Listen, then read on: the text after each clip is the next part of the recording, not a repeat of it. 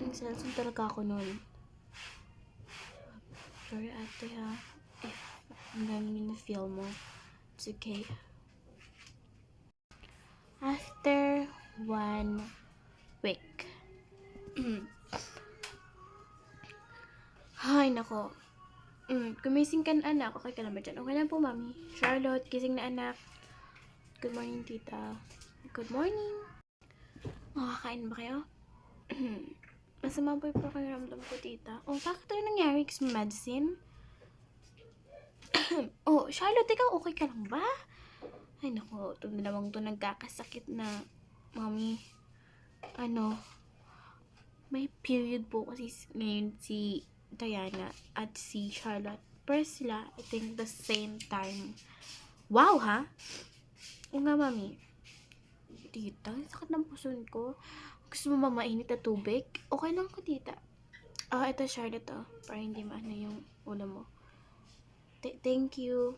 You're welcome. Okay lang ba kayong dalawa? Okay lang naman ako. Ako din, pero sakit lang talaga ng puson ko. Papuntahin na natin yung mga magulang nito. At talaga itong mga magulang hindi man lang bumisita. Sinet ko kasi na wag pupunta dito. Ikaw naman kasi ate. Anak nila yan. Kahit na may kasalanan sila dyan, anak na pa rin nila yan. Talaga to. Sorry naman. Naman ko na may sakit ang anak ko. Okay lang ba sila? Okay naman sila ate, pero sorry. Anak mo pala yan. Kaya dapat pala kayo mag-alaga dyan. Sorry talaga. Okay lang naman ate. Ano? Joke lang ate. Okay naman talaga sa akin na basta sorry ate Mwah. It's okay baby. Okay lang. Mwah. Okay lang. Anak, sorry, hindi naman kasi namin alam yung nafe-feel mo. Kasi paano nyo naman po kasi malalaman, mami? Hindi nyo naman po ako pinapa-explain. Ni-explain ko lang po kala tita. Buti pa nga po sila na hindi ko magulang. Pinapakinggan ako. Okay, I promise we will be a perfect family. Ayoko po ng perfect family. Gusto ko po ng happy family. Gusto ko po yung nagtutulungan and it's not, Okay, sure. Babawi kami ni daddy. Sorry anak ha. At ikaw under-decided ka. Hindi ako under-decided ate. Joke lang. Diba? Sir, mommy ha. Okay lang anak. Do you want some food? Charlotte, okay ka lang din ba? Okay lang po, mami. Don't say me na nagsasalas ka. No, mami. Masakit talaga yung pakiramdam ko. Masakit puson ko. Okay lang anak. Andito ako para sa'yo. Ay, andito yun ako para sa'yo. Wag naman gusto mong umubo-ubo pa kami dito para lang hindi mo ikumpor. Ay, Diyos ko naman tong nanay na to. Kung ako na talaga ang nanay ng dalawang to, ginawa ko. Perfect family na to. Sorry naman ate, wala naman perfect na nanay. Sige. Okay lang po sa akin, tita. Ako na kay Charlotte, ikaw na kay Diana. Okay, switch. Okay ka lang ba, anak? Okay lang ka, ikaw, anak? Switch. Okay ka lang mo talaga, anak? Baka gusto mo ng medicine or something else? Gusto mo iPhone 14? Sige, dad. Ay, yun na nga ba? Sige, mamaya. Oh my gosh, for real? Hindi. Ang gift ko na sa'yo yan kasi matagal mo nang gusto yan. And with high honor, and top 1 ka pa. Thank you very much, dad. Gusto ko sa susunod na valedictorian ka. Dad, hindi ko kaya yan. Joke lang. Kahit with honor or without honor na hindi ka makapunta sa stage, it's okay. Pero alam ko, with honor ka kasi matalino ka. Thanks, dad.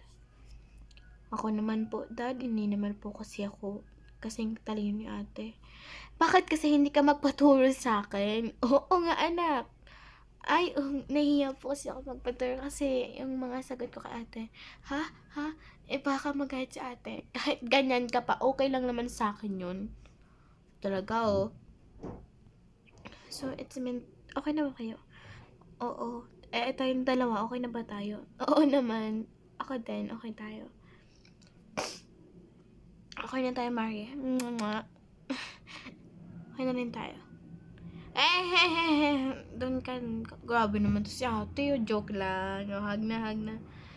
Ewan ko sa inyo. Basta I'm sure na okay na kayo ha.